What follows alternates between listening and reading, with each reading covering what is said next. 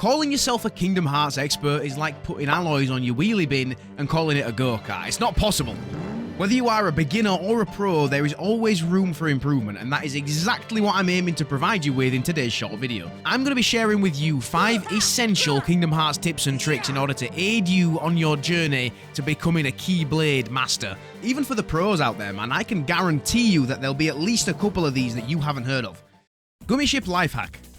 We're starting strong with tip number 1, guys. I don't even think I should really be sharing this information with you, but I know you're going to love it, so here we go. You are going to be staring at the back of your Gummi ship as intensely as the old man at the gym stares at the ladies doing the hip thrusts. The amount of time you spend looking at this thing is no joke, man, so my first professional Kingdom Hearts tip is to make sure that your Gummi ship looks appealing to you so that you don't get bored halfway through. A pretty large portion of this game is the Gummi space bit, especially if you're going for the 100% journal completion. So if you do it like me and just build something that you love to look at, I mean, look how good that thing is, man. That is craftsmanship right there. It basically guarantees that you can complete all of those sweet Gummi ship missions, which we all love so much.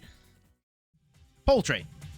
Donald Duck, otherwise known as the bane of my entire existence. I have been sweating these games for 20 years and I have never encountered a being that I hate more than this bird, and I think everybody should really start joining me in the movement. This swiftly brings us on to my next pro tip. You should always remind yourself to keep up the hatred on Dolan. Just keep that fire burning as passionately as possible. This way you are guaranteed to make him feel uncomfortable and just worthless enough that he might cast Cure on you at either A, the right time, or B, just in general. I mean, I feel like he just does it whenever he wants at this point. I'm not gonna lie. Sometimes me and Dolan make eye contact and he'll like throw up his wand and like psych me out as if he's gonna use Cure and then just watch me die because he's a piece of shit.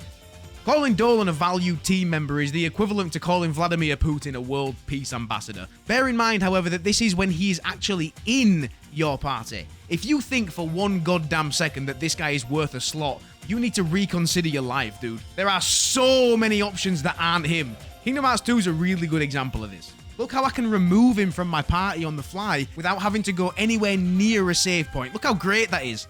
And if there's no choice but to have him there, just spend all your money and synthesis items on drive recoveries and remain in a constant state of wisdom form and basically just straight up delete this motherfucker from existence.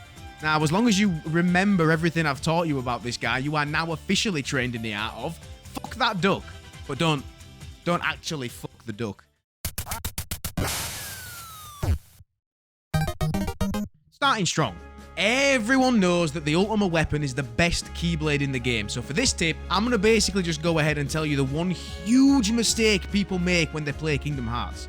Normally, what your average KH noob tends to do is be a compliant idiot and go to all the worlds in the correct order that the game wants you to do it in, right? Wrong!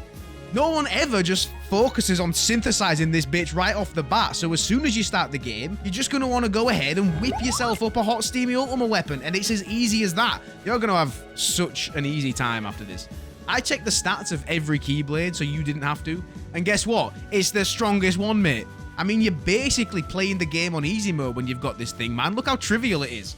It's super strong, it looks fucking sick, and it's about 12 feet long, dude. One swing of this bitch, and you'll have some guy's grandpa on the other side of the planet falling off his rocking chair. And that is just a straight up fact. I think a common counterpoint to this would be, Wielder, how can I synthesize the ultimate weapon when I don't have the recipe and none of the materials are obtainable because they're on the other worlds? Yeah. Shut up, man, just do it.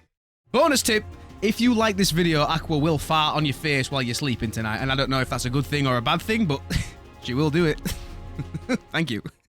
The lore. The Kingdom Hearts series is well known for many things, one of those things being a storyline that is so convoluted it makes you feel like you're having a stroke just to think about. A lot of people that are new to the game will probably be put off by this, and even a lot of experienced players still definitely aren't fully aware of what the fuck is actually going on. What do?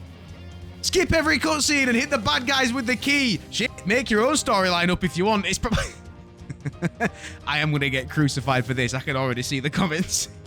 Just make your own shit up, man. It's probably going to be better than the crap they write anyway. Nobodies, replicas, 25 different Xehanauts, the Keyblade.